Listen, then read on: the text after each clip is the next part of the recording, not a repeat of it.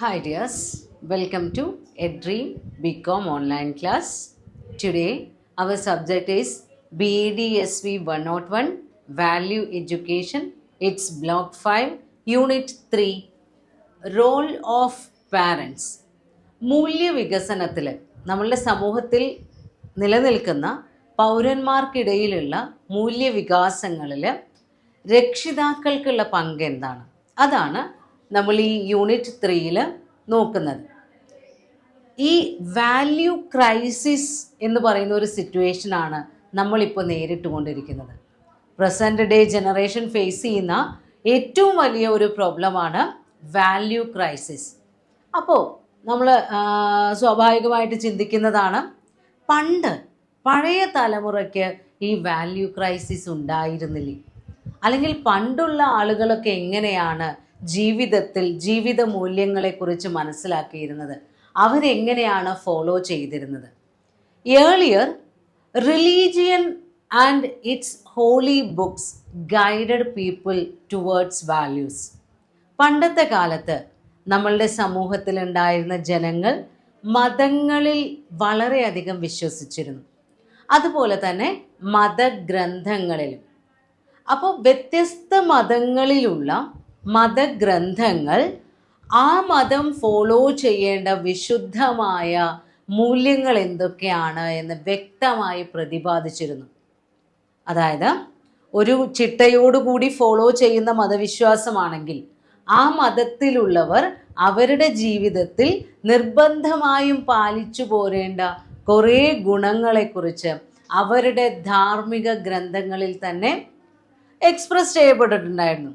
അപ്പോൾ ആ മതത്തിൽ വിശ്വസിക്കുന്ന ആളുകൾ ഓട്ടോമാറ്റിക്കലി എന്ത് ചെയ്യും?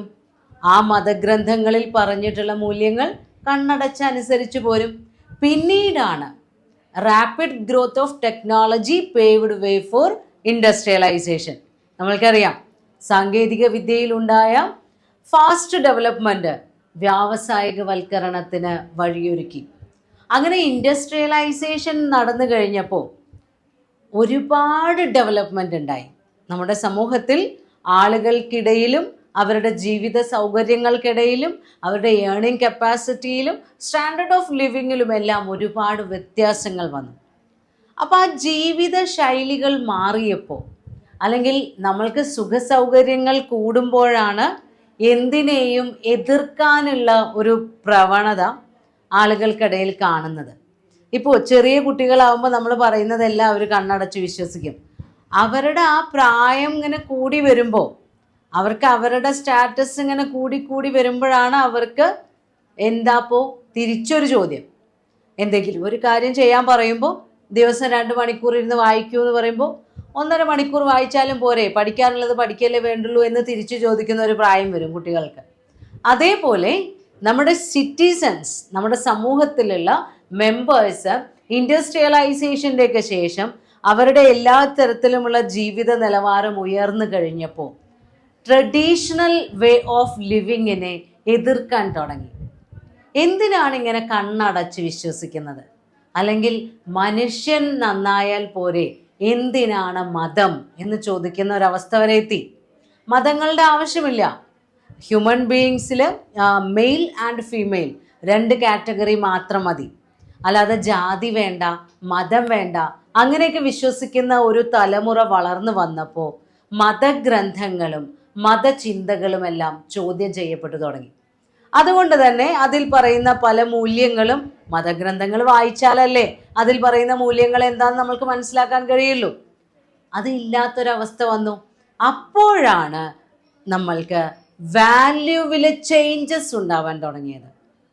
ആളുകൾ ഫോളോ ചെയ്യുന്ന ജീവിത മൂല്യങ്ങളിൽ വ്യത്യാസം ഉണ്ടാവാൻ തുടങ്ങി. മൂല്യങ്ങൾ വ്യത്യാസം വരിക എന്ന് മാത്രമല്ല, വാല്യൂ ക്രൈസിസ് ഉണ്ടായി. ഒരു നിലവാരവുമില്ലാത്ത ഒരുപാട് ജനത നമ്മുടെ സമൂഹത്തിൽ പ്രത്യക്ഷപ്പെടാൻ തുടങ്ങി. അവർ വളർന്നു വരികയാണ്. അങ്ങനെ ഒരു മൂല്യങ്ങളിലും വിശ്വസിക്കാത്ത, യാതൊരു ധാർമ്മികതയും ഇല്ലാത്ത ഒരു തലമുറ വളർന്നു കഴിഞ്ഞാൽ ആ രാഷ്ട്രത്തിൻ്റെ ഭാവി എന്ന് പറയുന്നത് എന്തായാലും നല്ലതായി തീരാൻ യാതൊരു ചാൻസും ഇല്ല. അപ്പോൾ പണ്ടത്തെ സമൂഹം മാറി. നമ്മൾ പറഞ്ഞു മതങ്ങളിലും മതഗ്രന്ഥങ്ങളിലും വിശ്വസിച്ചിരുന്ന സമൂഹം മാറി പകരം ഡെമോക്രാറ്റിക് സൊസൈറ്റി വന്നു. ജനാധിപത്യ ചിന്താഗതി വന്നു. ജനങ്ങൾ തന്നെ തിരഞ്ഞെടുക്കുന്ന ഭരണാധികാരികൾ ജനങ്ങളെ വിശ്വസിക്കാൻ തുടങ്ങി, അവരെ ഭരിക്കാൻ തുടങ്ങി. അങ്ങനെ ഒരു ഡെമോക്രാറ്റിക് സൊസൈറ്റി വന്നപ്പോൾ value may be generated by national goals. അപ്പോൾ ഈ മൂല്യങ്ങൾ ആര് നിശ്ചയിക്കാൻ തുടങ്ങി? നമ്മളുടെ ഭരണാധികാരികൾ, അല്ലെങ്കിൽ ദേശത്തിൻ്റെ ലക്ഷ്യങ്ങൾ. ഒരു രാജ്യത്തിൻ്റെ ഭരണകൂടത്തിന് ഒരുപാട് ലക്ഷ്യങ്ങൾ ഉണ്ടായിരിക്കും. അപ്പോൾ അവർ നിയമങ്ങളും ബുക്കുകളും എഴുതി ഉണ്ടാക്കാൻ തുടങ്ങി. In India we are following our constitution. നമ്മളുടെ പരമാധികാര ബുക്കാണ്, അല്ലെങ്കിൽ ഇന്ത്യയുടെ റിപ്പബ്ലിക്, ഇന്ത്യൻ റിപ്പബ്ലിക്കിൻ്റെ അടിസ്ഥാന രേഖയാണ് ഇന്ത്യൻ കോൺസ്റ്റിറ്റ്യൂഷൻ. ആ ഇന്ത്യൻ കോൺസ്റ്റിറ്റ്യൂഷൻ്റെ പ്രീ ആമ്പിളിലാണ് നമ്മൾ ഫോളോ ചെയ്യേണ്ട വാല്യൂസിനെ കുറിച്ച് എക്സ്പ്ലെയിൻ ചെയ്തിട്ടുള്ളത്. ഇന്ത്യയിലെ ജനങ്ങൾ, അവിടെ ഒരു മതത്തിനെ അല്ല എടുത്തു പറയുന്നത്, ഈ മതത്തിലെ ജനങ്ങൾ എന്നല്ല പറയുന്നത്. ഓരോ ഭാരതീയനും, ഇന്ത്യയിൽ ജീവിക്കുന്ന ഓരോ വ്യക്തികളും പുലർത്തേണ്ട ചില മൂല്യങ്ങളുണ്ട്. അവരുടെ ജീവിതത്തിൽ ഫോളോ ചെയ്യേണ്ട ചില അടിസ്ഥാന വാല്യൂസ് ഉണ്ട്. അത് ഇന്ത്യൻ ഭരണഘടനയുടെ ആമുഖത്തിൽ, പ്രീ ആമ്പിൾ ഓഫ് ഇന്ത്യൻ കോൺസ്റ്റിറ്റ്യൂഷനിലാണ് ഈ വാല്യൂസിനെ കുറിച്ച് എക്സ്പ്ലെയിൻ ചെയ്തിട്ടുള്ളത്. അപ്പോൾ ഇന്ത്യൻ ഭരണഘടന എല്ലാ പൗരന്മാർക്കും, എല്ലാ ഭാരതീയർക്കും ഉറപ്പുവരുത്തുന്ന ചില സ്വാതന്ത്ര്യങ്ങളുണ്ട്, അല്ലെങ്കിൽ അവകാശങ്ങളുണ്ട്. അവയാണ് ജസ്റ്റിസ്, ലിബർട്ടി, ഈക്വാലിറ്റി, ഫ്രാറ്റേണിറ്റി. നമ്മൾ പറയാറുണ്ട് സമത്വം, സാഹോദര്യം, സ്വാതന്ത്ര്യം. അങ്ങനെ തുല്യത, അതായത് എല്ലാവർക്കും നീതി ഉറപ്പാക്കുന്നു. ഇന്ത്യയിൽ ജീവിക്കുന്ന ഓരോ വ്യക്തിയും, അവർ ഏത് മതത്തിൽപ്പെട്ടവരായിക്കോട്ടെ, ഏത് ജാതിയിൽപ്പെട്ടവരായിക്കോട്ടെ, അവരുടെ എഡ്യൂക്കേഷണൽ ബാക്ക്ഗ്രൗണ്ട് എന്തോ ആയിക്കോട്ടെ, അതൊന്നും നമ്മൾക്ക് വിഷയമല്ല. അവരുടെ ഇൻകം സ്റ്റാറ്റസ് ഒന്നും നമ്മൾ നോക്കുന്നില്ല. ഒരു ഭാരതീയനാണെങ്കിൽ, ഇന്ത്യൻ സിറ്റിസൺ ആണ് എങ്കിൽ അവർക്ക് ഇന്ത്യൻ ഭരണഘടനയുടെ ആമുഖത്തിൽ കുറച്ച് അവകാശങ്ങൾ നൽകിയിട്ടുണ്ട്, അല്ലെങ്കിൽ അവർക്ക് ചില മൂല്യങ്ങളെക്കുറിച്ച് പ്രിയാമ്പിളിൽ തന്നെ പറഞ്ഞിട്ടുണ്ട്. അതാണ് നീതി, സ്വാതന്ത്ര്യം, സാഹോദര്യം, സമത്വം. എല്ലാവരും തുല്യരാണ്. ഓരോ ഭാരതീയനും ഭരണഘടനയ്ക്ക് മുന്നിൽ തുല്യരാണ്. അപ്പോൾ നമ്മൾ പറഞ്ഞു, പണ്ട് കാലങ്ങളിൽ നമ്മളുടെ പൊതുസമൂഹത്തിന് മൂല്യങ്ങൾ പറഞ്ഞു കൊടുത്തിരുന്നത് വിശുദ്ധ മതഗ്രന്ഥങ്ങളാണ്. എന്നാൽ ജനാധിപത്യ രാഷ്ട്രമായ ഇന്ത്യയിൽ ഇന്ന് പൊതുജനങ്ങൾക്ക് മൂല്യങ്ങളെ കുറിച്ചിട്ടുള്ള അവബോധം സൃഷ്ടിക്കുന്നത് ഇന്ത്യൻ ഭരണഘടനയാണ്. ഇന്ത്യൻ ഭരണഘടന ഉറപ്പുവരുത്തുന്ന വാല്യൂസ് ആണ് justice, liberty, equality and fraternity. അപ്പോൾ ഈ ഇന്ത്യയിലുള്ള ഓരോ പൗരനും ഇന്ത്യൻ ഭരണഘടനയാൽ ബന്ധിക്കപ്പെട്ടവരാണ്. All of us are bound by Indian constitution. അപ്പോൾ ഇന്ത്യൻ കോൺസ്റ്റിറ്റ്യൂഷനിൽ വിശ്വസിക്കുന്ന ഓരോ ഭാരതീയനും കുറേ ചുമതലകൾ, അല്ലെങ്കിൽ കുറേ വാല്യൂസ് ഫോളോ ചെയ്യണം. നമ്മൾ ചെറിയ ക്ലാസ്സിൽ തുടങ്ങി തന്നെ, 1ാം ക്ലാസ്സിൽ ചേർന്നാൽ തന്നെ അസംബ്ലിയിൽ നിൽക്കുമ്പോൾ ആദ്യം ഒരു പ്രതിജ്ഞ ചൊല്ലും, പ്ലഡ്ജ്. എല്ലാ ഭാരതീയരും എൻ്റെ സഹോദരി സഹോദരന്മാരാണ്. ഞാൻ എൻ്റെ രാഷ്ട്രത്തിൻ്റെ പൈതൃകത്തിൽ വിശ്വസിക്കുന്നു. അതിൻ്റെ സമ്പൂർണമായ സാഹോദര്യ കൺസെപ്റ്റുകളിലും അതേപോലെ തന്നെ സാംസ്കാരിക വൈവിധ്യത്തിലും അടിയുറച്ച് വിശ്വസിക്കുന്നു, അഭിമാനിക്കുന്നു എന്നൊക്കെ പറയുന്ന പ്രതിജ്ഞ, ഇന്ത്യൻ ഭരണഘടന പറയുന്ന പ്രതിജ്ഞ ഓരോ പൗരനും കുട്ടിക്കാലം മുതൽക്ക് തന്നെ ചൊല്ലുന്നുണ്ട്. അത് വെറുതെ ആ അസംബ്ലി കഴിയുന്നത് വരെ, അല്ലെങ്കിൽ അതിലത്തെ ഒരു ചടങ്ങ് എന്നുള്ള രീതിയിൽ ചൊല്ലാനല്ല. ഓരോ ഭാരതീയ പൗരനും അവൻ്റെ ജീവിതത്തിൽ ഫോളോ ചെയ്യേണ്ട അടിസ്ഥാന കാര്യങ്ങളാണ് ആ പ്രതിജ്ഞയിലൂടെ നമ്മൾ ഓരോരുത്തരും ഏറ്റു ചൊല്ലുന്നത്. അത് പല കുട്ടികളും മനസ്സിലാക്കിയിട്ടാണോ അല്ലയോ എന്നില്ല, ഓരോ പൗരനും ആ പ്രതിജ്ഞ കേൾക്കാതെ ഇന്ത്യയിൽ വളരുന്നില്ല. ഇംഗ്ലീഷ് മീഡിയം സ്കൂളായിക്കോട്ടെ, മലയാളം മീഡിയം സ്കൂളായിക്കോട്ടെ, എവിടെയാണെങ്കിലും ഏത് ഭാഷയിലാണെങ്കിലും നമ്മൾ ആ പ്ലഡ്ജ് ഏറ്റു ചൊല്ലുന്നുണ്ട്. അപ്പോൾ ഭാരതീയൻ്റെ മൂല്യങ്ങളെക്കുറിച്ച് അവനെ വളരെ കുട്ടിക്കാലം മുതൽക്ക് തന്നെ ബോധവാന്മാരാക്കാൻ വേണ്ടിയാണ് ഇന്ത്യൻ ഭരണഘടന അങ്ങനെയൊരു പ്ലഡ്ജ് ഇൻക്ലൂഡ് ചെയ്തിട്ടുള്ളത്. സോ നമ്മൾ പറഞ്ഞു, പണ്ട് വിശുദ്ധ മതഗ്രന്ഥങ്ങൾ നമ്മളെ വാല്യൂസ് പഠിപ്പിച്ചിരുന്നു. ഇപ്പോൾ നിന്നെ പോലെ നിൻ്റെ അയൽക്കാരനെയും സ്നേഹിക്കണം, ഉള്ളതിൽ നിന്ന് ദാനം ചെയ്യണം, അതേപോലെ വിദ്യയാണ് ഏറ്റവും വലിയ ധനം. അങ്ങനെ ഒരുപാട് സൂക്തങ്ങളും ഒരുപാട് ദർശനങ്ങളും ഒക്കെ പല പല മതങ്ങളിൽ നമ്മൾ പഠിച്ചിട്ടുണ്ട്. ഇന്ത്യൻ ജനാധിപത്യ രാജ്യമായി മാറിയപ്പോൾ ഇന്ത്യ ഫോളോ ചെയ്യുന്നത് ഇന്ത്യൻ കോൺസ്റ്റിറ്റ്യൂഷൻ പ്രൊവൈഡ് ചെയ്യുന്ന വാല്യൂസ് ആണെന്ന് നമ്മൾ പറഞ്ഞു. ഏതൊക്കെയാണ് പറഞ്ഞത്? Justice, liberty, equality and fraternity. അപ്പോൾ ജസ്റ്റിസ് എന്ന് പറഞ്ഞു കഴിഞ്ഞാൽ നീതി വേണം. എന്തിനെല്ലാം നീതി വേണം? സോഷ്യൽ, ഇക്കണോമിക് ആൻഡ് പൊളിറ്റിക്കൽ, സാമൂഹ്യപരമായും സാമ്പത്തികപരമായും രാഷ്ട്രീയപരമായും എല്ലാവർക്കും തുല്യനീതി ലഭിക്കണം. ദെൻ ലിബർട്ടി, നമ്മൾക്ക് സ്വാതന്ത്ര്യം വേണം. എന്തിനുള്ള സ്വാതന്ത്ര്യമാണ് വേണ്ടത്? Thought, expression, belief, faith and worship.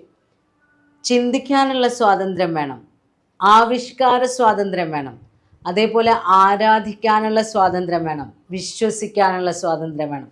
ഓരോ വ്യക്തിക്കും അവനവന് ഇഷ്ടമുള്ള മതങ്ങൾ ഫോളോ ചെയ്യാം, ഇഷ്ടമുള്ള ആരാധനാ സമ്പ്രദായങ്ങൾ ഫോളോ ചെയ്യാം, ഇഷ്ടമുള്ള രീതിയിൽ അവരുടെ ആവിഷ്കാര സ്വാതന്ത്ര്യം, ഇപ്പോൾ കൃതികൾ എഴുതിയിട്ടോ അല്ലെങ്കിൽ നമ്മൾ ഏതെങ്കിലും രീതിയിലുള്ള കലാരൂപങ്ങളായി പ്രകടിപ്പിച്ചോ എങ്ങനെ വേണമെങ്കിലും ആശയങ്ങൾ പ്രകടിപ്പിക്കാനും ചിന്തിക്കാനുമുള്ള സ്വാതന്ത്ര്യം ഇന്ത്യയിലുണ്ട്. ദെൻ ഈക്വാലിറ്റി, തുല്യത. എന്തിനുള്ള തുല്യതയാണ്? Status, opportunity and to promote among them all. നമ്മൾക്ക് എല്ലാവർക്കും തുല്യ സ്റ്റാറ്റസിൽ എത്തിച്ചേരാനുള്ള ഒരു അവസ്ഥ വേണം. എല്ലാവർക്കും ഒരേപോലെയുള്ള അവസരങ്ങൾ വേണം. ഓപ്പർച്യൂണിറ്റീസ് ആണ് പറയുന്നത്. അതേപോലെ സ്റ്റാറ്റസ്, തുല്യ സ്റ്റാറ്റസിൽ ജീവിക്കാനുള്ള ഒരു സാഹചര്യം. ഇതെല്ലാം ഓരോ പൗരനുമുണ്ട്. പിന്നെ ലാസ്റ്റിൽ വരുന്നത് ഫ്രറ്റേണിറ്റി ആണ്, സാഹോദര്യം. ഫ്രറ്റേണിറ്റി എന്ന് പറയുമ്പോൾ assuring the dignity of individual, ഓരോ വ്യക്തികളുടെയും വ്യക്തിത്വത്തിൻ്റെ മഹത്വം അത് ഉറപ്പു നൽകുന്നു. നമ്മൾ പറഞ്ഞു എല്ലാ ഭാരതീയരും എൻ്റെ സഹോദരീ സഹോദരന്മാരാണ് എന്ന് പറഞ്ഞാണ് നമ്മൾ പ്രതിജ്ഞ ചെയ്യുന്നത്. അല്ലാതെ എൻ്റെ മതത്തിൽപ്പെട്ടവൻ എൻ്റെ സഹോദരൻ, അപ്പുറത്തെ മതത്തിൽപ്പെട്ടവൻ എൻ്റെ ശത്രു, അങ്ങനെയല്ല നമ്മൾ പറയുന്നത്. ഓരോ ഭാരതീയനും നമ്മളുടെ സഹോദരി സഹോദരന്മാരാണ്. അങ്ങനെ ഒരു കൺസെപ്റ്റ് നൽകിയാൽ മാത്രമേ നമ്മൾക്ക് എന്ത് ഉറപ്പ് വരുത്താൻ പറ്റുള്ളൂ? Unity and integrity of our nation. നമ്മുടെ രാജ്യത്തിൻ്റെ ഐക്യത്തിനും അഖണ്ഡതയ്ക്കും ഈ സാഹോദര്യ സങ്കല്പം അനിവാര്യമാണ്. അപ്പോൾ ഇത്രയും വാല്യൂസ് ഒക്കെ നമ്മുടെ ഇന്ത്യൻ ഭരണഘടനയുടെ പ്രിയാമ്പിൾ എക്സ്പ്ലെയിൻ ചെയ്യുന്നുണ്ട്. അപ്പോൾ ഈ വാല്യൂസ് ഡിഫറെൻ്റ് ഇൻഡിവിജ്വൽസും ഫാമിലീസും ഫോളോ ചെയ്യുന്നത് പല രീതിയിലാണ്. ദ വാല്യൂ, അവരുടെ ആ വാല്യൂ കൺസെപ്ഷൻ അല്ലെങ്കിൽ അവരുടെ പെർസെപ്ഷൻ എന്ന് പറയുന്നത് ഒരുപാട് ഘടകങ്ങളാൽ ഇൻഫ്ലുവൻസ് ചെയ്യപ്പെടുന്നുണ്ട്. ആ ഫാക്ടേഴ്സ് എന്ന് പറയുന്നത് ഒന്ന് കൾച്ചർ, അവരുടെ സംസ്കാരം, അവർ വിശ്വസിക്കുന്ന, അവർ ഫോളോ ചെയ്യുന്ന ഒരു സംസ്കാരം ഉണ്ടായിരിക്കും. ആ സംസ്കാരം, അതേപോലെ തന്നെ ട്രഡീഷൻ, അവരുടെ പാരമ്പര്യം. ദെൻ സോഷ്യൽ എൻവയോൺമെൻറ്റ്, അവരെ എക്സിസ്റ്റ് ചെയ്യുന്ന സാമൂഹ്യ പരിസ്ഥിതി. ഇതെല്ലാം ഒരു കുടുംബം, ആ കുടുംബം ഫോളോ ചെയ്യുന്ന വാല്യൂ ഏതൊക്കെയാണ് എന്ന് തിരഞ്ഞെടുക്കുമ്പോൾ ഈ ഘടകങ്ങളെല്ലാം അവരെ സ്വാധീനിക്കുന്നുണ്ട്. അതുപോലെ തന്നെ നമ്മൾ ഫോളോ ചെയ്യുന്ന വാല്യൂസിനെ നമ്മൾ ഐഡൻറ്റിഫൈ ചെയ്ത് കഴിഞ്ഞാൽ അത് പല രീതിയിലുണ്ട്. ആക്ടിവിറ്റീസിനെ അടിസ്ഥാനമാക്കിയാണ്. Values may be physical, social or economic. പല തരത്തിലുള്ള വാല്യൂസ് ഉണ്ട്. ദേ ആർ ഫിനിറ്റ്, കുറേ ഉണ്ട്. ഓരോ മേഖലയിലും ഒരുപാട് മൂല്യങ്ങളുണ്ട്. ഇപ്പം നമ്മൾ ഒരു വ്യക്തി ജീവിതത്തിൽ പാലിക്കേണ്ടത് കുറേ മൂല്യങ്ങളുണ്ട്, കുടുംബത്തിൽ പാലിക്കേണ്ടത് കുറേ മൂല്യങ്ങളുണ്ട്, ജോലിസ്ഥലത്ത് ഫോളോ ചെയ്യേണ്ടത് കുറേ മൂല്യങ്ങളുണ്ട്, സമൂഹത്തിൽ ഇറങ്ങുമ്പോൾ ഫോളോ ചെയ്യേണ്ടത്. അപ്പോൾ ഒരുപാട് മൂല്യങ്ങളുണ്ട്. എല്ലാം കൂടെ നമ്മൾക്ക് ഫോളോ ചെയ്യാൻ കഴിയുമോ? ഇല്ല. അപ്പോൾ family decides some basic values to be followed by their members. നമ്മളുടെ കുടുംബത്തിലുള്ളവർ എന്തൊക്കെ മൂല്യങ്ങൾ ഫോളോ ചെയ്യണമെന്നുള്ളത് നമ്മുടെ കുടുംബം തീരുമാനിക്കും. അല്ലെങ്കിൽ കുടുംബത്തിലെ ഹെഡ് ഓഫ് ദ ഫാമിലി ഉണ്ടാവും, അവർ തീരുമാനിക്കും. കാരണം എല്ലാ മൂല്യങ്ങളും ഒരുമിച്ച് ഫോളോ ചെയ്യാൻ നമ്മൾക്ക് കഴിയില്ല. ഇപ്പോൾ ഗാന്ധിജി നമ്മുടെ ഫാദർ ഓഫ് നേഷൻ ആണ്, രാഷ്ട്രപിതാവാണ്. ഏറ്റവും കൂടുതൽ സദാചാര മൂല്യങ്ങളിലും കുറേ ജീവിത മൂല്യങ്ങളിലൊക്കെ വിശ്വസിച്ചിരുന്ന ആളാണ്. ജീവിത സുഖ സൗകര്യങ്ങൾ മറ്റുള്ളവർക്ക് വേണ്ടി ഉപേക്ഷിച്ച ആളാണ്. അദ്ദേഹം വിശ്വസിച്ചിരുന്ന 2 പ്രധാനപ്പെട്ട മൂല്യങ്ങൾ. അപ്പോൾ എല്ലാ മൂല്യങ്ങളും നമ്മൾക്ക് ഫോളോ ചെയ്യാൻ ശ്രമിക്കാം, പക്ഷേ മുഴുവനായും എല്ലാം കൂടെ ഫോളോ ചെയ്യാൻ കഴിയില്ല. അപ്പോൾ 2 പ്രധാന മൂല്യങ്ങൾ ഗാന്ധിജി ഫോളോ ചെയ്തിരുന്നു. ട്രൂത്ത് ആൻഡ് നോൺ വയലൻസ്, സത്യസന്ധതയും അഹിംസയും. അതേപോലെയാണ് നമ്മുടെ കുടുംബങ്ങളിലും നമ്മൾ എന്ത് ചെയ്യുന്നു? ഓരോ കുടുംബവും അവർക്ക് ഫോളോ ചെയ്യാൻ കഴിയുന്ന അത്രയും വാല്യൂസാണ് ഫോളോ ചെയ്യുന്നത്. നിങ്ങളോട് ടെക്സ്റ്റിൽ ഒരു എക്സസൈസ് ആയിട്ടൊക്കെ പറഞ്ഞിട്ടുണ്ട്, ഒരു 2-3 ദിവസം നിങ്ങളുടെ ഫാമിലിയിൽ observe A family for 3 days, 3 ദിവസം ഒരു ഫാമിലിയെ നിരീക്ഷിക്കുക. എന്നിട്ട് ആ ഫാമിലി എന്തെല്ലാം മൂല്യങ്ങളാണ് ഫോളോ ചെയ്യുന്നത് അതൊക്കെ മനസ്സിലാക്കി വെക്കുക. അപ്പോൾ ഓരോ ഫാമിലിയിലും അവർ ഫോളോ ചെയ്യുന്ന മൂല്യങ്ങളുണ്ട്. And it depends upon their education status also. ഏറ്റവും കൂടുതൽ ഇതിനെ ബാധിക്കുന്നത് അവരുടെ വിദ്യാഭ്യാസ ബാക്ക്ഗ്രൗണ്ടാണ്. ആ ഫാമിലി മെമ്പേഴ്സിൽ എത്രമാത്രം വിദ്യാഭ്യാസമുണ്ട്, അവർ ഫോളോ ചെയ്യുന്ന ചിന്താഗതികൾ ഒരു പരിധിവരെ അവരുടെ എഡ്യൂക്കേഷണൽ ബാക്ക്ഗ്രൗണ്ടിനെ ഡിപ്പെൻഡ് ചെയ്തിട്ടാണ് ഇരിക്കുന്നത്. കുറേ കാര്യങ്ങൾ അവർ വിശ്വസിക്കുന്ന മതത്തിനെ അനുസരിച്ചുണ്ടായിരിക്കാം, കൾച്ചറിനനുസരിച്ചുണ്ടായിരിക്കാം, ട്രഡീഷൻ അനുസരിച്ചുണ്ടായിരിക്കാം. എന്ത് തന്നെയാണെങ്കിലും വിദ്യാഭ്യാസം ഇതിൽ വളരെയധികം നല്ലൊരു പങ്ക് വഹിക്കുന്നുണ്ട്. അതുകൊണ്ടാണ് പലപ്പോഴും നമ്മുടെ ഗവൺമെൻറ് ഒരു പർട്ടിക്കുലർ ഏജ് വരെ നമ്മുടെ സമൂഹത്തിലെ കുട്ടികൾക്ക് സൗജന്യ വിദ്യാഭ്യാസം നൽകുന്നത്. അടിസ്ഥാന വിദ്യാഭ്യാസമെങ്കിലും അത് ഏത് പാവപ്പെട്ടവനും ലഭ്യമാവണം എന്നുള്ള ലക്ഷ്യത്തോടെയാണ് ഗവൺമെൻറ് സൗജന്യ വിദ്യാഭ്യാസ പദ്ധതി തുടങ്ങിയിട്ടുള്ളത്.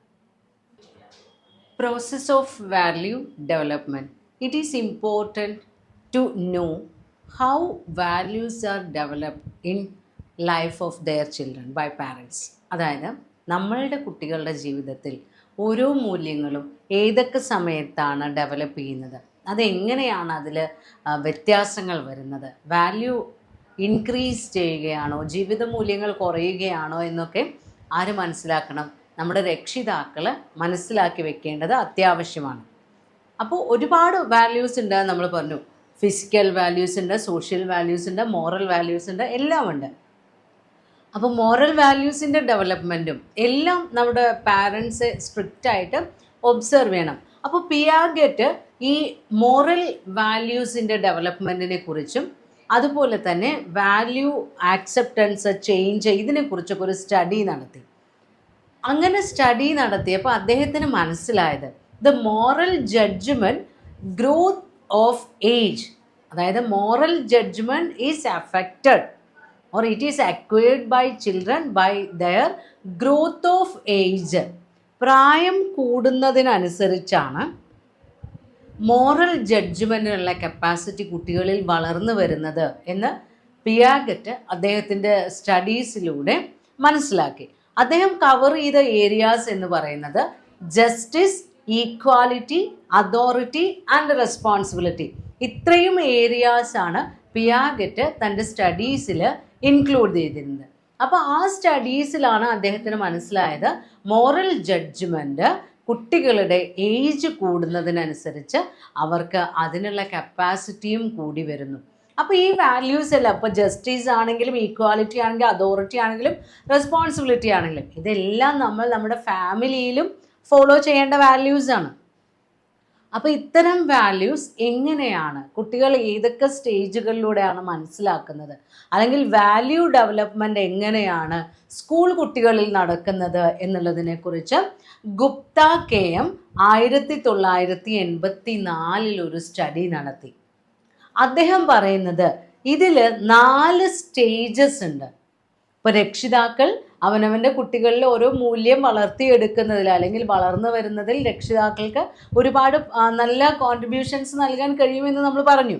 അപ്പോൾ ആ സ്റ്റേജസ്, ഒരു വാല്യൂ ഡെവലപ്പ് ചെയ്തെടുക്കുന്നതിനുള്ള സ്റ്റേജസിൽ 4 സ്റ്റേജസ് ഉണ്ട് എന്നാണ് ഗുപ്ത പറയുന്നത്. ഫസ്റ്റ് സ്റ്റേജ് എന്ന് പറയുന്നത് ടു മേക്ക് ചൈൽഡ് അവെയർ. അതായത് എന്തെങ്കിലും ഒരു ബിഹേവിയർ, നമ്മളുടെ കുട്ടി എന്തെങ്കിലും ഒരു പ്രത്യേക തരത്തിലുള്ള ഒരു സ്വഭാവം പ്രകടമാക്കുമ്പോൾ അതിൻ്റെ ഇമ്മീഡിയറ്റ് കോൺസിക്വൻസിനെ കുറിച്ച് നമ്മൾ കുട്ടികൾക്ക് പറഞ്ഞു കൊടുക്കാം. രക്ഷിതാക്കൾ അത് മനസ്സിലാക്കുക, അതിനെക്കുറിച്ച് അവർക്ക് ബോധവൽക്കരണം കൊടുക്കുക. നമ്മുടെ കുട്ടികൾക്ക് പറഞ്ഞു കൊടുക്കുക, നീ ഇങ്ങനെ പെരുമാറിയാൽ ശരിയാവില്ല, അല്ലെങ്കിൽ മറ്റുള്ളവരോട് നമ്മൾ ബിഹേവ് ചെയ്യുമ്പോൾ എന്തെല്ലാം ക്വാളിറ്റീസാണ് നമ്മുടെ ബിഹേവിയറൽ ക്യാരക്ടറിൽ ഇൻക്ലൂഡ് ചെയ്യേണ്ടത് എന്ന് നമ്മുടെ കുട്ടികൾക്ക് ഒരു ബോധവൽക്കരണം രക്ഷിതാക്കൾ, അതായത് ആ ഒരു സ്വഭാവ പെരുമാറ്റത്തിൻ്റെ അല്ലെങ്കിൽ ആ ഒരു പ്രത്യേകത കാരണം എന്താണ് ഇമ്മീഡിയറ്റ് കോൺസിക്വൻസ് ഉണ്ടാകുന്നത്, അനന്തരഫലം ഉണ്ടാകുന്നത് എന്ന് അവർക്ക് ബോധ്യപ്പെടുത്തി കൊടുക്കുക. ദെൻ രണ്ടാമതായി സ്റ്റേജ് 2 പറയുന്നത് പാർഷ്യൽ ഇവാലുവേഷൻ ആണ്. ഓരോ ഇൻസിഡൻറ്റിനെ കുറിച്ചും കുട്ടികൾക്ക് ഒരു കാഴ്ചപ്പാടുണ്ടാവും. They are considering their view or their angle only. ആ ഒരു ഇൻസിഡൻറ്റിനെ കുറിച്ച് അല്ലെങ്കിൽ ഒരു ആക്സിഡൻറ്റിനെ കുറിച്ച് അവരുടെ ഒരു കാഴ്ചപ്പാട് മാത്രമാണ് കുട്ടികൾക്ക് ഉണ്ടാകുന്നത്.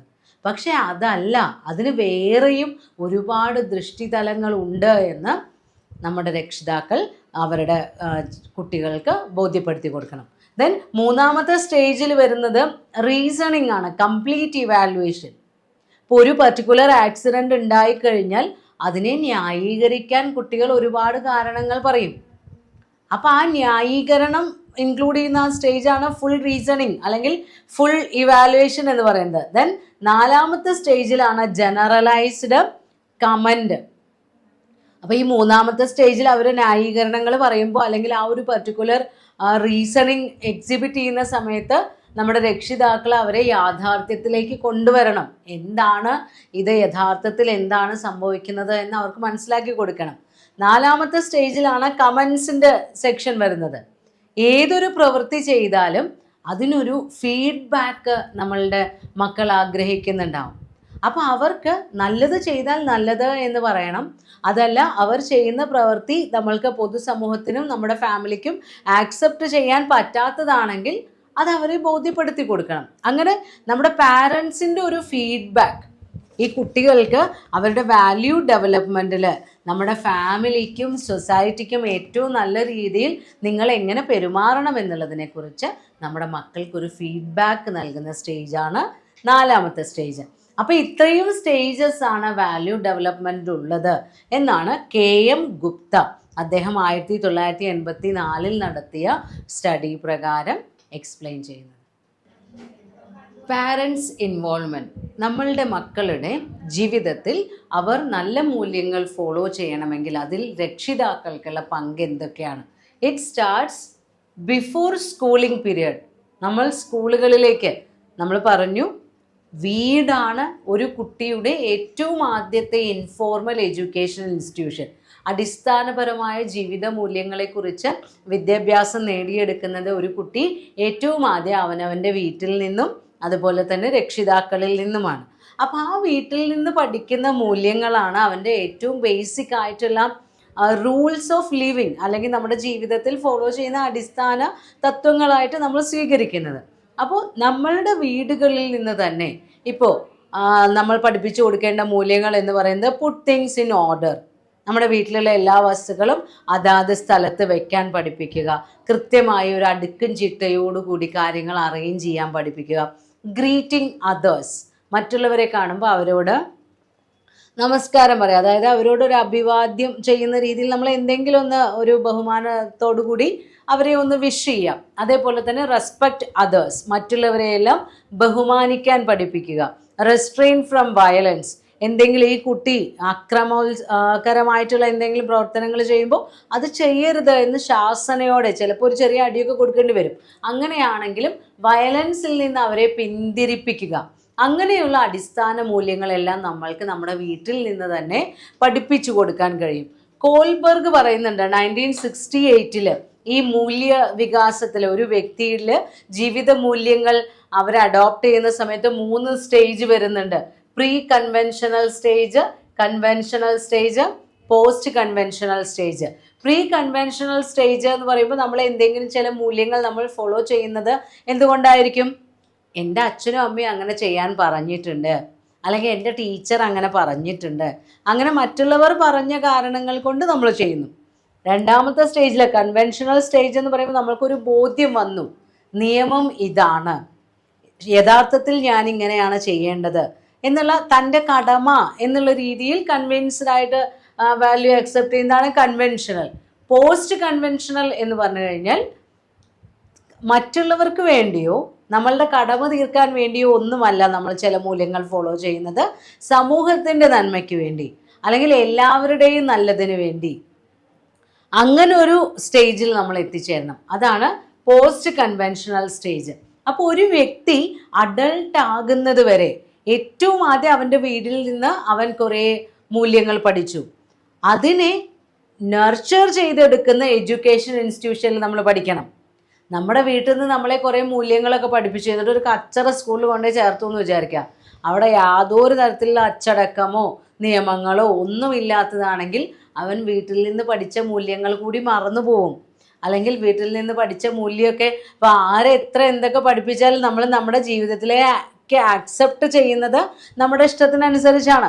എല്ലാ മൂല്യങ്ങളൊന്നും നമ്മൾ സ്വീകരിക്കില്ല, അതിൽ നിന്നിങ്ങനെ തിരഞ്ഞെടുത്തിട്ട് നമ്മൾ സ്വീകരിക്കുള്ളൂ. അപ്പം നല്ലൊരു വീട്ടിൽ വളർന്നാലും നല്ല സ്കൂളുകളിൽ എത്തിയാലേ ഈ ഗുണങ്ങൾ പരിപോഷിപ്പിക്കപ്പെടുന്നുള്ളൂ.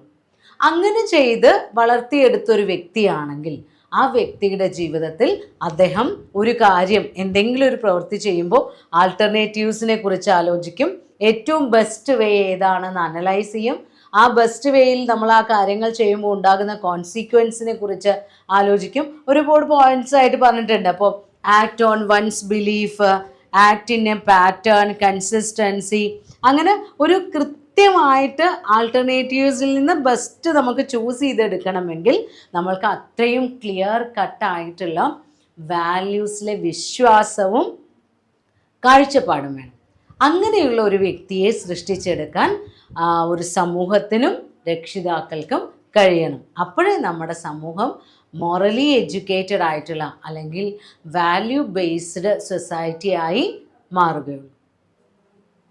Next topic, examples of value development. ഒരു വ്യക്തിയുടെ ജീവിതത്തിൽ അദ്ദേഹം ഫോളോ ചെയ്യേണ്ട മൂല്യങ്ങളെക്കുറിച്ച്, അതിൻ്റെ കുറച്ച് ഉദാഹരണങ്ങൾ, എന്തെല്ലാം തരത്തിലുള്ള മൂല്യങ്ങൾ നമ്മൾ ഫോളോ ചെയ്യണം.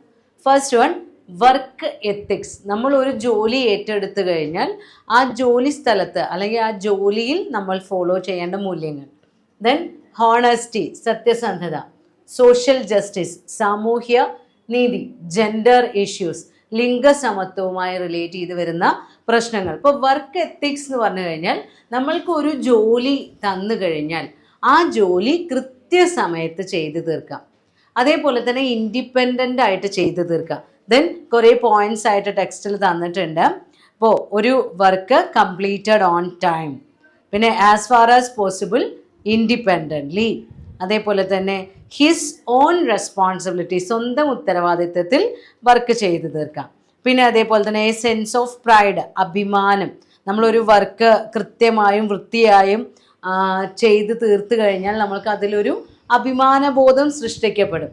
പിന്നെ ആ കുട്ടിയെ, ഇപ്പോൾ ഒരു ചെറിയ കുട്ടിയുടെ കാര്യമാണ് നമ്മൾ പറയുന്നത്, കാരണം രക്ഷിതാക്കൾ പകർന്നു കൊടുത്ത മൂല്യങ്ങളെ സംരക്ഷിക്കുന്ന സ്കൂളുകളായിരിക്കണം നമ്മൾക്കുണ്ടായിരിക്കേണ്ടത്.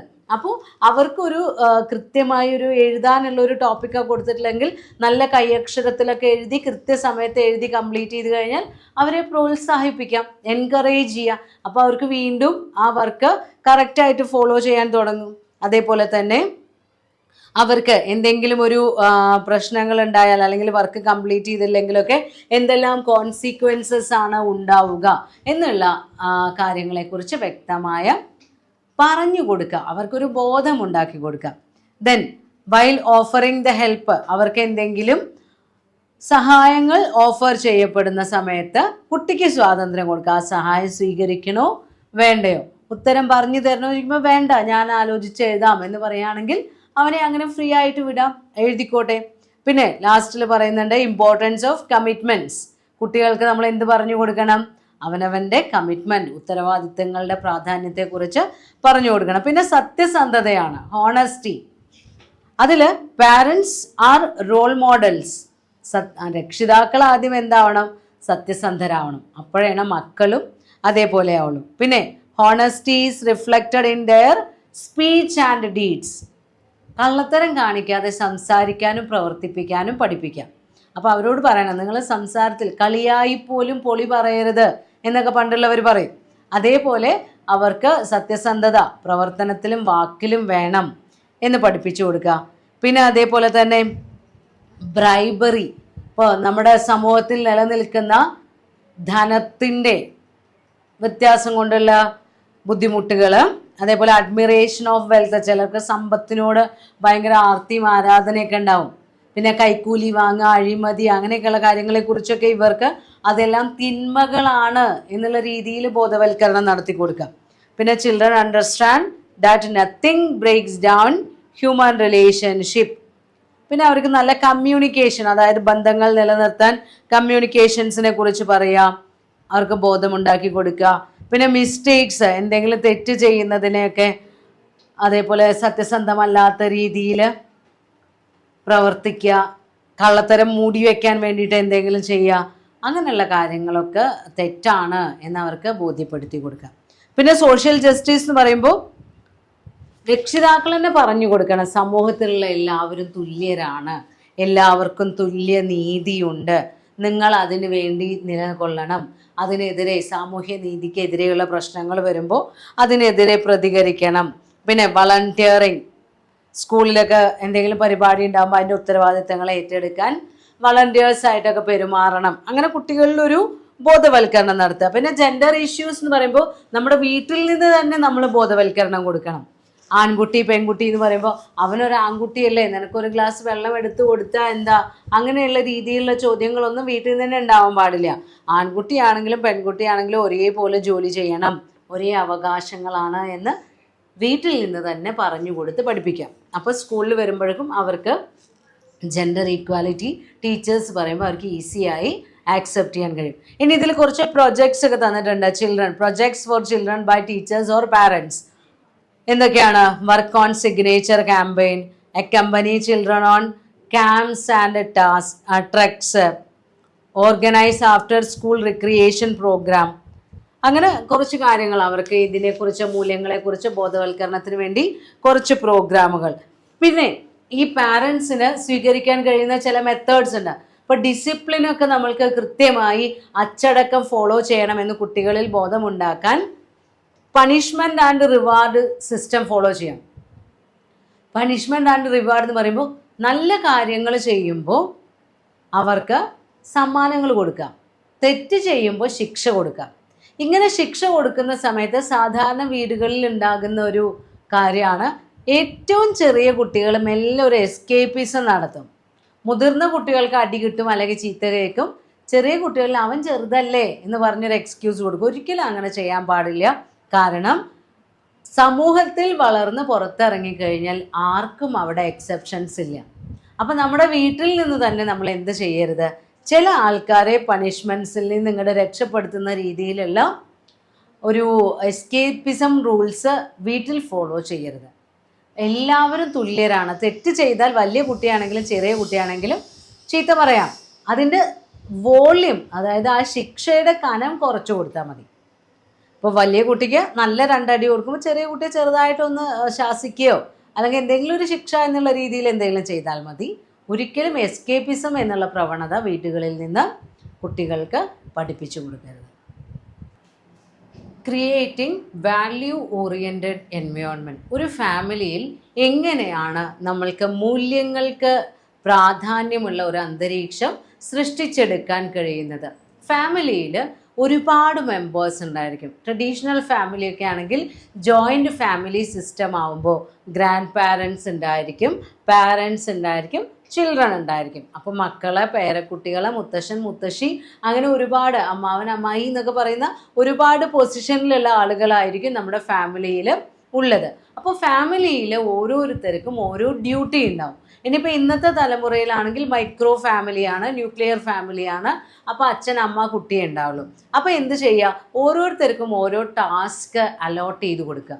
അപ്പോൾ ഓരോരുത്തർക്ക് അവനവൻ്റെ ഡ്യൂട്ടി ചെയ്യാനുണ്ടാവും. ആ ഡ്യൂട്ടി എത്ര നന്നായാണ് ഓരോരുത്തരും പെർഫോം ചെയ്യുന്നത്, അതിനനുസരിച്ച് നമ്മൾക്ക് അവരുടെ ക്യാരക്ടറും വാല്യൂം വിലയിരുത്താൻ കഴിയും. അപ്പോൾ അവർക്ക് ടാസ്കുകൾ അലോട്ട് ചെയ്ത് കൊടുക്കുക, അവരത് എങ്ങനെ കംപ്ലീറ്റ് ചെയ്യുന്നുണ്ട് എന്ന് നോക്കുക. എന്നിട്ട് അവർക്ക് അതിൽ വീഴ്ച വരുന്നുണ്ടെങ്കിൽ നമ്മൾ അതിനെ റീഡയറക്റ്റ് ചെയ്യുക. ദെൻ അതേപോലെ ഫാമിലിയിൽ ഓരോ മെമ്പർമാർക്കും ഓരോ പൊസിഷൻ ഉണ്ടായിരിക്കും. ഇപ്പോൾ ഹെഡ് ഓഫ് ദ ഫാമിലി ആയിട്ട് ചിലപ്പോൾ ഒന്നുകിൽ നമ്മുടെ അച്ഛനായിരിക്കും, അല്ലെങ്കിൽ മുത്തശ്ശനായിരിക്കും, ആരെങ്കിലും ഓരോ ആളുകൾക്കും ഓരോ റോളുകളുണ്ട്. അപ്പോൾ ആ പൊസിഷൻ അനുസരിച്ച് അവരോട് ബിഹേവ് ചെയ്യാൻ നമ്മൾ കുട്ടികളെ പഠിപ്പിക്കണം. അവർക്ക് ആവശ്യമുള്ള അത്ര ബഹുമാനം നൽകണം. അതേപോലെ തന്നെ ഓരോ ആളുകളോടും ഗ്രീറ്റ് ചെയ്യുന്ന രീതിയിലാണെങ്കിൽ അവർ വരുമ്പോൾ നമ്മൾ ഏത് രീതിയിൽ പ്രതികരിക്കണം, അങ്ങനെയുള്ള കാര്യങ്ങളെക്കുറിച്ചൊക്കെ വ്യക്തമായ ധാരണ നൽകാം.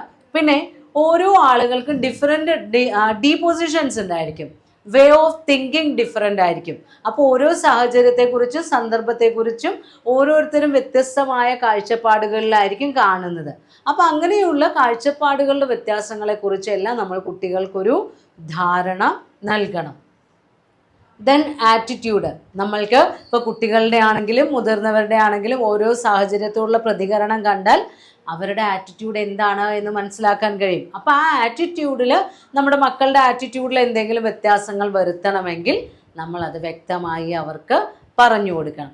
പിന്നെ വരുന്നതാണ് സീനിയർ മെമ്പേഴ്സ് ഉണ്ടായിരിക്കും. നമ്മുടെ വീട്ടിൽ ഒരുപാട് റൂളുകൾ സീനിയർ മെമ്പർമാർ ഫോം ചെയ്തതായിരിക്കും. അത് നമ്മൾ അതേപോലെ ഫോളോ ചെയ്ത് വരികയായിരിക്കും നമ്മുടെ ട്രഡീഷൻ. നമ്മുടെ ഫാമിലിയുടെ നല്ല നിലനിൽപ്പിന് വേണ്ടി അവരുണ്ടാക്കിയ റൂളുകളാണെങ്കിൽ അത് വയലേറ്റ് ചെയ്യരുത് എന്നുള്ള ബോധം പുതിയ തലമുറയ്ക്ക് നമ്മൾ പഠിപ്പിച്ചു കൊടുക്കണം. അത് വയലേറ്റ് ചെയ്തു കഴിഞ്ഞാൽ നമ്മുടെ കുടുംബത്തിനെ ദോഷമായി ബാധിക്കും. അതുകൊണ്ട് ആ നിയമങ്ങൾ പാലിക്കപ്പെടേണ്ടതാണ് എന്ന് നമ്മുടെ മക്കളിൽ ഒരു ബോധം ഉണ്ടാക്കി കൊടുക്കണം. പിന്നെ വരുന്നതാണ് നോ യുവർ വാർഡ്. അതായത് ഒരു വീട്ടിൽ 3 കുട്ടികളുണ്ടെങ്കിൽ ആ 3 പേർക്കും 3 സ്വഭാവമായിരിക്കും. ചില ആളുകൾക്ക് പൊട്ടാറ്റോ ആണ് ഇഷ്ടമെങ്കിൽ ചില ആളുകൾക്ക് ബ്രെഡ് ആയിരിക്കും, ചില ആളുകൾക്ക് എഗ് ആയിരിക്കും. അപ്പോൾ ഓരോരുത്തർക്കും കളർ പ്രിഫറൻസിൽ വരെ വ്യത്യാസമുണ്ടായിരിക്കും. അപ്പോൾ അവനവൻ്റെ മക്കളുടെ സവിശേഷതകളെക്കുറിച്ച് രക്ഷിതാക്കൾ ആദ്യം ബോധവാന്മാരാകണം. അവരുടെ എല്ലാ പ്രത്യേകതയും നമ്മൾ മനസ്സിലാക്കണം. അവരുടെ പ്രത്യേകതകൾ വെച്ചുകൊണ്ട് തന്നെ അവരെ നല്ല മൂല്യങ്ങളിൽ എത്തിച്ചേർക്കാൻ അല്ലെങ്കിൽ എത്തിച്ചേരുവാൻ വേണ്ടി രക്ഷിതാക്കൾക്ക് അവരെ സഹായിക്കാൻ കഴിയണം. അപ്പോൾ റോൾ ഓഫ് പാരൻസ് നമ്മൾ പറഞ്ഞു, സമൂഹത്തിലെ ഏറ്റവും ഒരു ബേസിക് യൂണിറ്റ് ആണ് ഒരു ഫാമിലി എന്ന് പറയുന്നത്. ആ ഫാമിലിയിലെ മെമ്പേഴ്സിനെ നേർവഴിക്ക് നടത്തേണ്ടവരാണ് പാരൻസ്. അപ്പോൾ ആ പാരൻസ് നന്നായാലേ അവരുടെ മക്കളും നന്നാവുള്ളൂ. ചിലപ്പോൾ നല്ല പാരൻസ് ആണെങ്കിൽ കൂടി കേടുവന്നു പോകുന്ന മക്കളുണ്ട്. എങ്ങനെയാണെങ്കിലും ഗുഡ് പാരൻറ്റിങ് ഉണ്ടെങ്കിലേ ഗുഡ് ചിൽഡ്രനും ഉണ്ടാവുകയുള്ളൂ. പലരും പറയാറുണ്ട്, മാനസിക വിദഗ്ധരും അല്ലെങ്കിൽ ഈ കാര്യത്തെക്കുറിച്ച് പഠിക്കുന്ന പലരും പറയാറുണ്ട്, കുട്ടികളല്ല പ്രശ്നക്കാർ, രക്ഷിതാക്കളാണ്. അവനവൻ്റെ ജോലി വേഗം തീർത്ത് മൊബൈലിൽ റീലും കണ്ടിരിക്കുന്ന ഒരു അമ്മയാണെങ്കിൽ ആ അമ്മയുടെ മകൻ മൊബൈൽ അഡിക്റ്റ് ആവുന്നതിന് നമുക്ക് ഒരിക്കലും കുട്ടിയെ കുറ്റം പറയാൻ കഴിയില്ല. അപ്പോൾ രക്ഷിതാക്കളാണ് പലപ്പോഴും വാല്യൂ ക്രൈസിസിന് കാരണമായി തീരാറുള്ളത് എന്ന് പല ശാസ്ത്രജ്ഞന്മാരും അഭിപ്രായപ്പെടാറുണ്ട്. അപ്പോൾ അതിനു വേണ്ടി കുറേ ഗൈഡ് ലൈൻസ്, നമ്മുടെ പാരൻസിന് കുറേ ഗൈഡ് ലൈൻസ് ഉണ്ട്. ഇതിൽ ഏകദേശം 18 ഗൈഡ് ലൈൻസ് പറയുന്നുണ്ട്. അത് നിങ്ങൾ കൃത്യമായി വായിച്ചു നോക്കണം. അതിൽ പറയുന്നത് പാരൻസ് എല്ലായ്പ്പോഴും ശ്രദ്ധിക്കേണ്ടത് നമ്മളാണ് നമ്മളുടെ കുട്ടിയുടെ റോൾ മോഡൽ. നമ്മളെ കണ്ടാണ് നമ്മുടെ മക്കൾ പഠിക്കുക എന്നുള്ളത് ഓർമ്മ വേണം. പിന്നെ പറയുന്നത് എന്താ, father and mother should speak same language. 2 പേരും ഒരേ ഭാഷ സംസാരിക്കണം. പിന്നെ അവർ സംസാരിക്കുന്നതും അവർ ചർച്ച ചെയ്യുന്നതും കുട്ടിക്ക് ഫോളോ ചെയ്യാൻ കഴിയണം. പിന്നെ അവർക്ക് ഒരു കൺസിസ്റ്റൻറ്റ് റൂൾ വേണം. സ്ഥിരമായിട്ട് ഇന്നൊരു നിയമം നാളെ ഒരു നിയമം മറ്റന്നാൾ ഒരു നിയമം എന്ന് പറഞ്ഞു കഴിഞ്ഞാൽ കുട്ടിക്ക് യാതൊരു നിയമവും ഇല്ലാത്ത അവസ്ഥയായിരിക്കും. അതേപോലെ തന്നെ spend as much time with your children as you possibly can. നിങ്ങൾക്ക് കഴിയുന്നത്ര സമയം നിങ്ങൾ എന്ത് ചെയ്യുക, നിങ്ങളുടെ കുട്ടികളുമായി സമയം ചെലവഴിക്കുക. Do not compare your children. ഒരിക്കലും നമ്മൾ എന്ത് ചെയ്യരുത്, നമ്മുടെ കുട്ടികളെ മറ്റുള്ള കുട്ടികളുമായി താരതമ്യം ചെയ്യരുത്. അങ്ങനെ ചെയ്യുമ്പോൾ 2 കുട്ടികളും 2 രീതിയിലുള്ള ആളുകളായിരിക്കും. ഒരാൾക്ക് ഒരു മേഖലയിലാണ് കഴിവെങ്കിൽ വേറൊരാൾക്ക് വേറൊരു മേഖലയിലായിരിക്കും. എങ്ങനെയാണെങ്കിലും ഏത് രക്ഷിതാക്കളും ഒരിക്കലും കമ്പയർ ചെയ്യാതിരിക്കൊന്നുമില്ല. പക്ഷേ അറിവില്ലാത്ത രക്ഷിതാക്കൾ ചെയ്യുന്നത് കണ്ട് അറിവുള്ള രക്ഷിതാക്കൾ ഒരിക്കലും എന്ത് ചെയ്യരുത്, അവനവൻ്റെ കുട്ടിയെ മറ്റൊരു കുട്ടിയുമായി താരതമ്യം ചെയ്യരുത്. പിന്നെ പ്രേ ടുഗദർ വിത്ത് യുവർ ചിൽഡ്രൻ. കുട്ടികളുടെ കൂടെ ഇരുന്ന് കുറച്ച് സമയം ഒരുമിച്ച് പ്രാർത്ഥിക്കുക. അതായത് പ്രാർത്ഥിക്കുക എന്ന് പറയുമ്പോൾ ഏതെങ്കിലും ഒരു മതത്തിനെ കുറിച്ചോ അങ്ങനെയൊന്നല്ല പറയുന്നത്. നമ്മുടെ രാഷ്ട്രത്തിനെ കുറിച്ചോ അല്ലെങ്കിൽ പൊതുവായ നന്മയെക്കുറിച്ചോ അങ്ങനെ ഏതെങ്കിലും രീതിയിലുള്ള നല്ല മൂല്യങ്ങൾ ഒരുമിച്ച് പങ്കിടുക. പിന്നെ ഒബ്സർവ് യുവർ ചൈൽഡ് കെയർഫുള്ളി. നിങ്ങളുടെ മക്കളെ കൃത്യമായി നിരീക്ഷിച്ച് അവരുടെ ആവശ്യങ്ങൾ മനസ്സിലാക്കുക, അവരുടെ മിസ്റ്റേക്കുകൾ മനസ്സിലാക്കുക, അവർക്ക് ആവശ്യമുള്ള പരിഗണന നൽകുക. ദെൻ അതേപോലെ തന്നെ train them to share the household chores. നമ്മൾ എന്ത് ചെയ്യണം? അവരെ ഷെയർ ചെയ്യാൻ പഠിപ്പിക്കണം, അവരുടെ പ്രതീക്ഷകൾ മനസ്സിലാക്കണം. അതേപോലെ തന്നെ കുറച്ച് മുതിർന്നു കഴിഞ്ഞാൽ ലെറ്റ് ഗോ, അവരെ സ്വതന്ത്രരായി വിടണം. ഒരു പരിധി വരെ നമ്മളെല്ലാ മൂല്യങ്ങളൊക്കെ പഠിപ്പിച്ചു കൊടുത്ത് ട്രെയിൻ ചെയ്തെടുക്കുക.